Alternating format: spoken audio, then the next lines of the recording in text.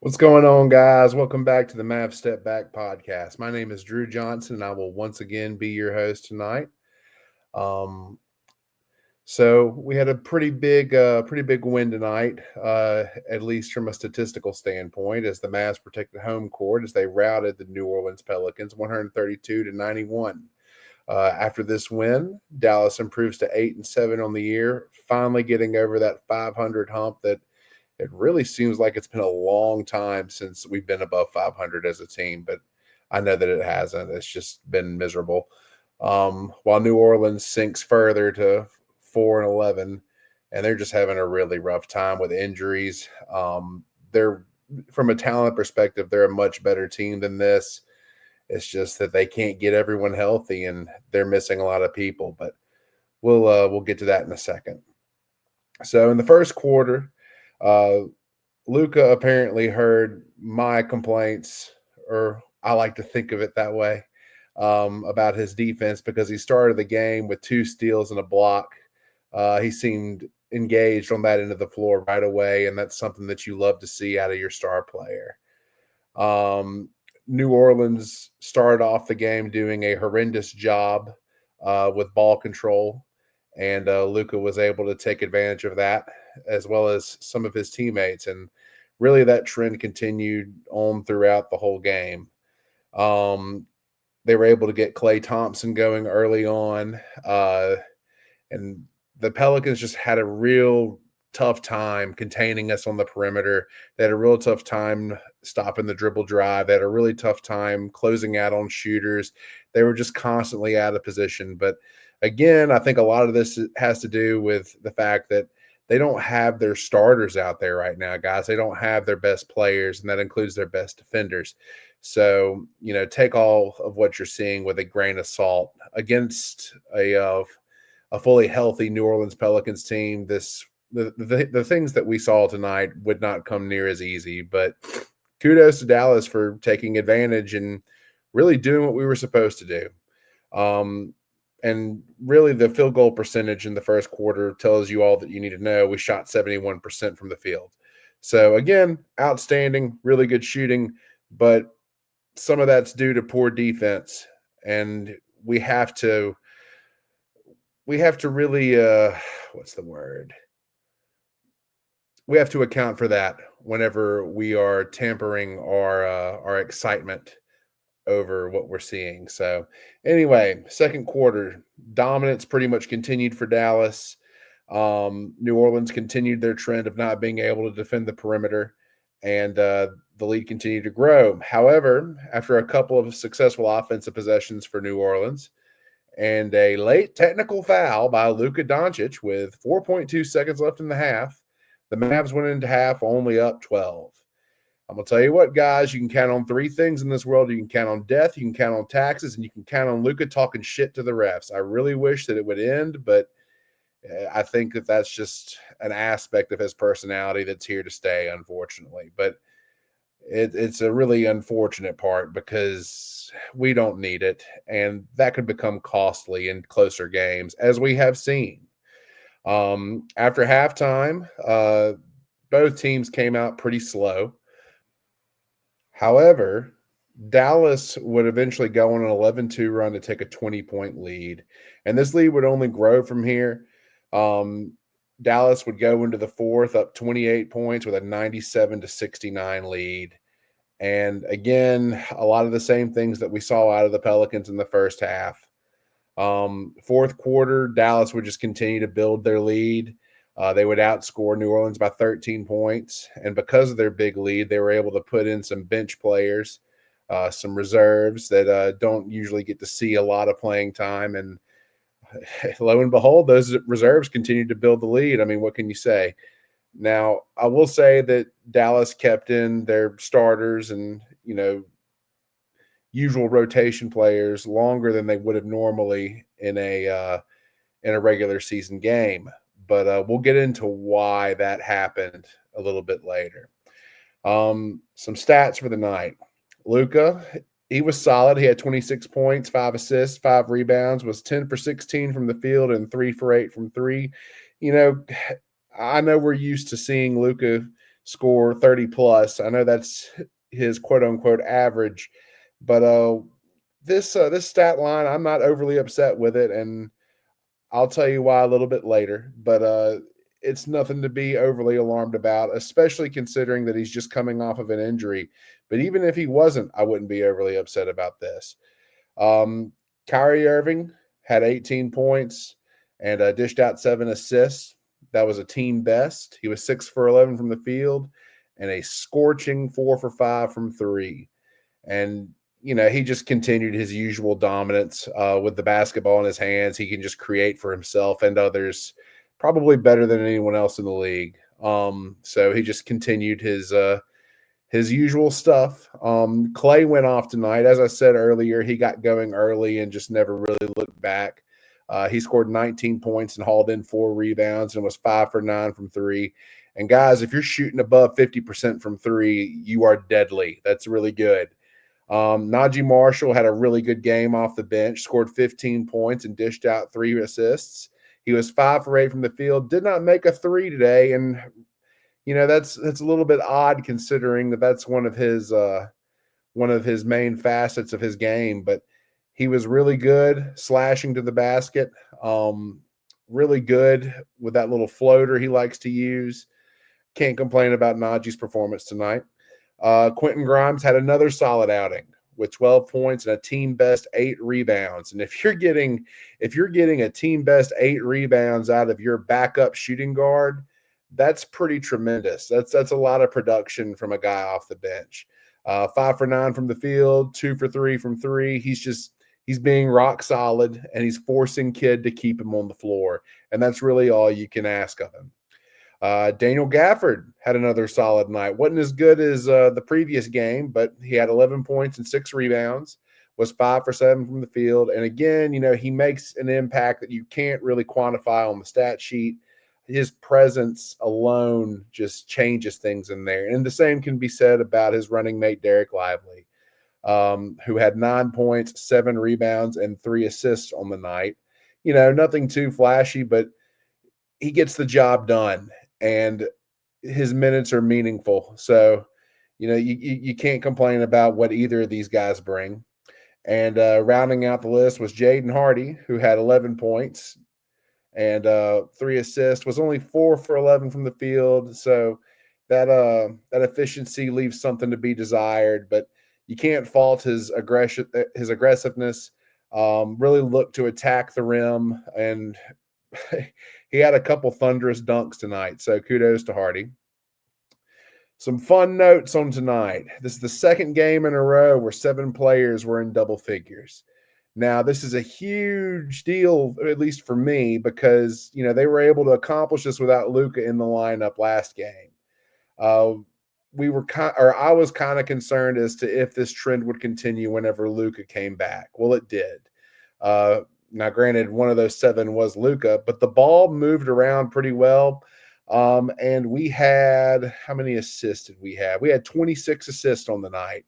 So I'm much more pleased with that performance. A 26 to 12 assist to turnover ratio that's pretty solid. Granted, I would like to get those turnovers in single digits if possible. Maybe I'm dreaming. I don't know. I probably am. But, I'm pleased with that. If I'm Jason Kidd and I see that assist to turnover ratio, I'm happy with that.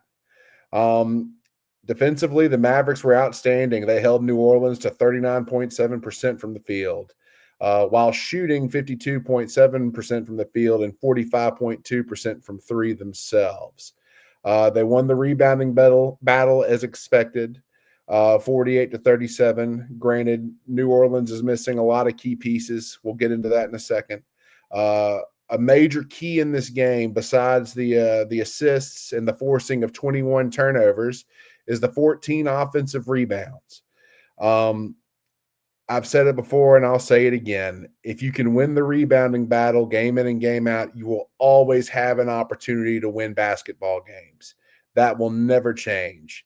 Play styles may change, people may change, but that aspect of basketball will never change.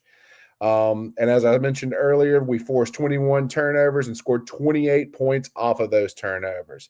So the game is really easy and really simple whenever you're able to turn defense into offense, because oftentimes that leads to fast break opportunities. And we've got guys who really excel in the open floor, most notably Kyrie Irving, and Najee Marshall has been outstanding in the open floor as well. But overall, I think this team really excels in the open floor just as a general rule. So if people run the floor, we have people that'll find you. So, and we outscored them 66-34 in the paint. Again, Dallas, whenever their bigs are playing well and whenever we're able to get downhill as far as driving the ball is concerned, we have the potential to really bully people in the paint. But I'm kind of cautious as to how excited I'm getting over that stat because of who all New Orleans is missing. And this leads me into my 3 takeaways. But before that, we're going to pay some bills. Let me see if I can do this a little bit more seamlessly. Let's see, where is it? What's up, y'all? We're taking a quick break to tell you about Prize Picks. Prize Picks is America's #1 daily fantasy sports app with over 5 million active members. Prize Picks is the easiest and most exciting way to play daily fantasy sports. Unlike other apps, on Prize Picks, it's just you against the numbers. All you do is pick more or less on 2 to 6 player stat projections and watch the winnings roll in. You can now win up to 100 times your money on Prize Picks with as little as 4 correct picks. Want to play Prize Picks alongside Drewski, Joe Budden, and MMA champ Sugar Sean O'Malley? You can now find community plays under the promos tab of the app to view entries from some of the biggest names in the Prize Picks community each week. Download the Prize Picks app today and use code STEPBACK to get $50 instantly when you play $5. That's code STEPBACK on Prize Picks to get $50 instantly when you play $5. You don't even need to win to receive the $50 bonus. It's guaranteed. Prize Picks, run your game. All right. So I'm going to level with you guys. I have no idea how to edit anything on this, so you're just going to have to deal with my vocalization at finding that. So sorry. Anyway, 3 takeaways. As I mentioned earlier, I am cautiously enthusiastic about tonight's performance. And my main reason for that is New Orleans was missing pretty much 4 out of their 5 starters and their 6th man. Let's go down the list. They're missing CJ McCollum. They're missing DeJounte Murray. They're missing Herbert Jones, Jordan Hawkins, Jose Alvarado, and last but certainly not least, Zion Williamson. So these numbers are going to be a little skewed because, people have not played that many games yet. For instance, DeJounte Murray's only played 1 game. So these averages, they're not as meaningful as they would be if more games have been played. But my skewed totals they are missing 88.8 points, 28.7 rebounds, and 26.2 assists. Again, probably heavily skewed, but I do think that it does epitomize just how much they are missing, specifically in the front court. Zion, he's one of the most gifted athletes in the league today. He's also one of the better rebounders in the league today, and would have been able to probably do a much better job keeping Dallas off the glass tonight than who they had in there already. And he probably also would have been able to do a much better job of guarding in the pick and roll than who they had out there tonight. So keep all of that in mind.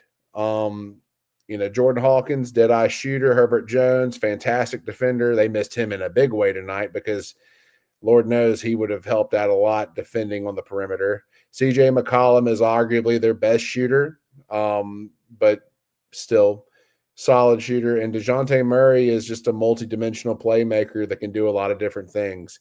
In his lone game this year, he had nearly a triple-double. They were missing a lot tonight. So take what you saw tonight with a grain of salt. Take that dominance with a grain of salt, because I don't think that, in fact, I know for a fact that tonight's game wouldn't have been nearly as out of hand had they had just CJ McCollum, Herbert Jones, and Zion. Maybe even Jose. I mean, without Jose, they're missing their main point guard. So it's hard to say what the score would have been had they had more of their guys back. But I mean, give Dallas credit. We did what we were supposed to do. And there's something to be said for that. Because oftentimes we get upset when we don't do what we're supposed to do. And I feel like that happens more often than not. So, kudos to us for getting the job done and doing what was asked. My second takeaway, I was looking online, I was looking at Twitter, and Dalton spoke to me earlier about this. And this point really comes more so from him than any, but people were saying that Jason Kidd has bad gamesmanship for running the score up like this. In most circumstances, I would agree with you. For a regular season game, running the score up like this, it's uncalled for. But, and this is a really big but, we've introduced the NBA Cup scenario. And in this NBA Cup scenario, not only is your record taken into account as to how you are seated in it, but also whenever it comes to tiebreakers, your point differential comes into play. And in their group, because of this huge win, Dallas now has the highest point differential. They are currently in second place in the West Group C standings with a plus 38 point differential. So, and that's it's completely due to the fact that we blew these guys off the floor. So, while I would agree under normal circumstances, this is a bit corny. But because of the current circumstances, I would like to win the NBA Cup. It doesn't mean much, but I would like to. I mean, I guess that'd be cool. I still think it's kind of pointless, but whatever. I still think it's something that we stole from the WNBA, but who am I? And then number 3, below average stat night for Luka. And I mentioned this earlier. He had, let's scroll back up here. He had 26, 5, and 5. And, for most people, that's outstanding. But for Luka, who led the league in scoring last year, it's a subpar performance from a statistical point of view. But, and I will say this all year long, the less Luka has to do, the better it is for us. And this isn't just a scenario that holds true for Luka. It's held true throughout all of basketball history. And I'll give you a really good example. Back in the mid-2000s, I want to say it was like 2007, maybe 2006, Kobe Bryant was tearing the league up, just absolutely shredding them.